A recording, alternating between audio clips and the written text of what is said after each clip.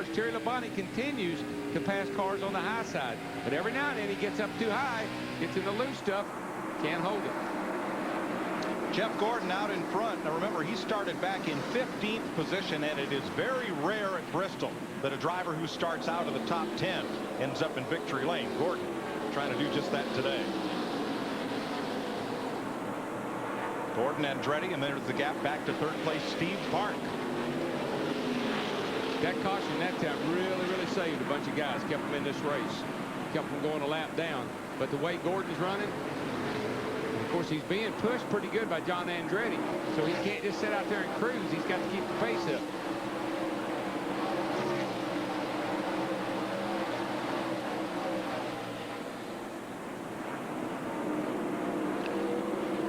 The laps go by in the blink of an eye. It just happens that fast here. And if you like short track racing, next week we go to Texas, but in 2 weeks we go to a little half mile at Martinsville, Virginia. It's a flat half mile shaped like a paper clip, but it's a fun racetrack too. It is that. Getting those race cars to handle, you got to jump on the brake, you got to pull them low gears. It's a flat racetrack. Just all kinds of side-by-side racing. Yeah, I always thought John Force would run good at Martinsville because he likes to run fast down the straightaway. That's right. We're going to Texas next Sunday on Fox.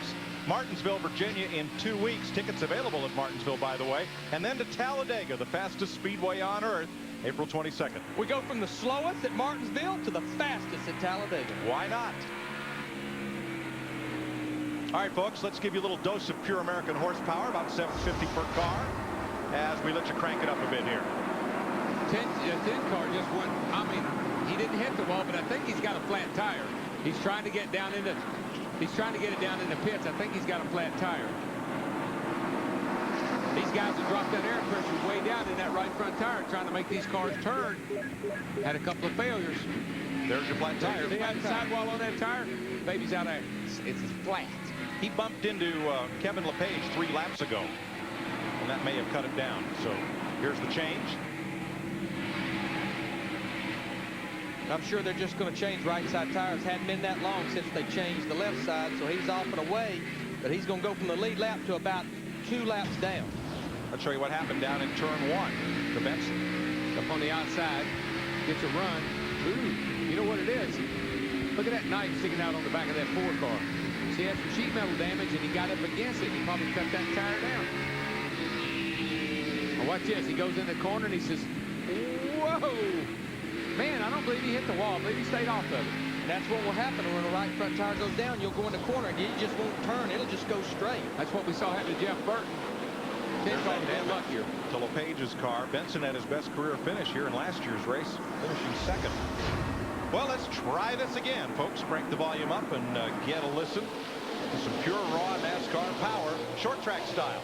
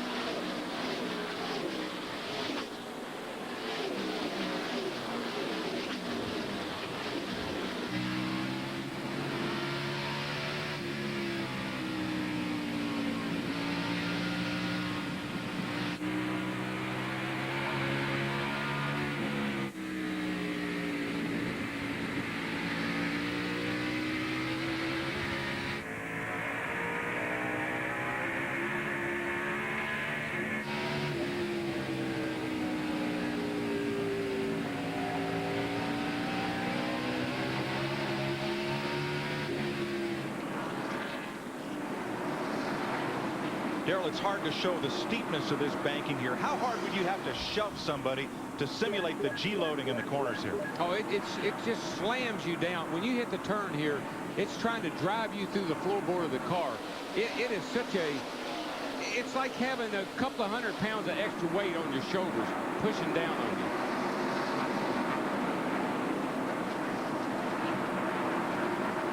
Dale Earnhardt Jr. working hard on Kenny Wallace. The reason he's working hard on him is those leaders is about 5 cars behind him, going to be putting them a lap down.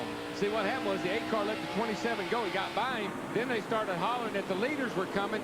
Now he's got to pick it back up, trying to get back around him. There they are, Jeff Gordon in the 24, John Andretti all over the rear bumper in second place in that 43 car. These guys trying to race each other, but trying to stay on the lead lap here with just a little over 200 laps to go. Our last caution came at lap 246. Jeff Burton appeared to cut down a right front tire, hit the wall coming out of turn 4, and collected his teammate Mark Martin. There's Martin's car under repair. Steve? Mike, the biggest problem for Mark Martin is they have nothing to attach the radiator to. Crew chief Jimmy Fennig is welding. They're also grinding paint off the frame rail. They have to make a support bracket just to have something to hold the radiator for this engine of Mark Martin's number 6. He can do nothing but sit in the race car. The thing you got to do at Bristol after a wreck like that, one, you got to make sure all the 4 wheels is pointed in the right direction. You got to make sure you got to have a radiator. The only sheet metal you need is the door and the roof, just something to go around the driver. And the driver doesn't want to go back out there. He knows his car is torn up. He knows he can't run fast. He knows he's going to be in the way. But got to look at the big picture. A couple of spots, wreck a lot of cars here, get back out there, might gain 4 or 5 spots. That could be the difference in the point standings at the end of the year. Mike Wallace trying to keep from losing a second lap here, not giving Jeff Gordon a whole lot of room. We got a battle for second right here. Steve Park, he's caught John Andretti, goes by him here in turn 1 and 2, takes over the second spot. These guys are driving smart, these front guys are. Do you see how John just slid up the hill, let Park go by, falls right back in behind him. No harm. Everybody continues on. All that a consequence of trying to lap past Mike Wallace, and now Park sets off after race leader Jeff Gordon. But we do have a minimum speed, don't forget, for these wrecked cars. 287 laps complete out of the 500 they'll run today at Bristol. This is NASCAR on Fox. Imperial Bowl in the country. Bristol Motor Speedway stadium style racing as Steve Park takes the lead from Jeff Gordon.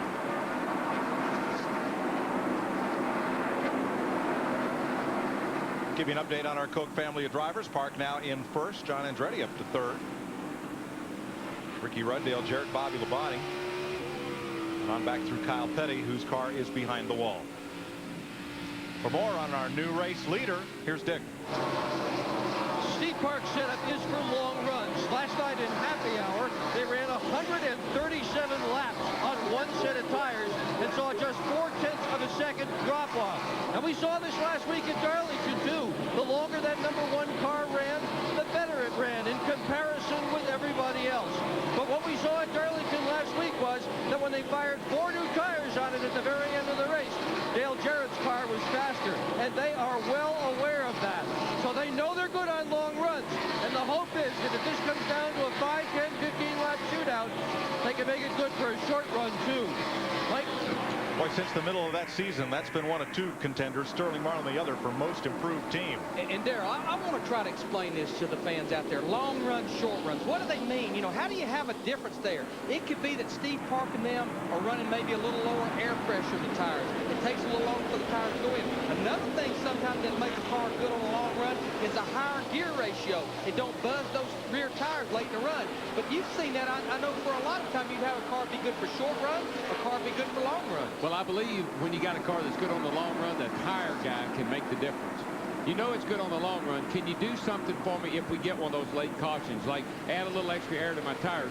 But what's always made my car good on the longer runs is my shock combination. What will keep you saw how that A-frame's bouncing up and down all the time. You take control of that. See, watch it. See how this A-frame on the Speedway, that A-frame only moves in the turns. Here it's moving all the time. It's working that tire all the time. That thing is just up and down, up and down, up and down, working that tire all the time. That baby right there is what makes the difference. The guy that knows what to do to those 4 shock absorbers. That's how you get good on a long run.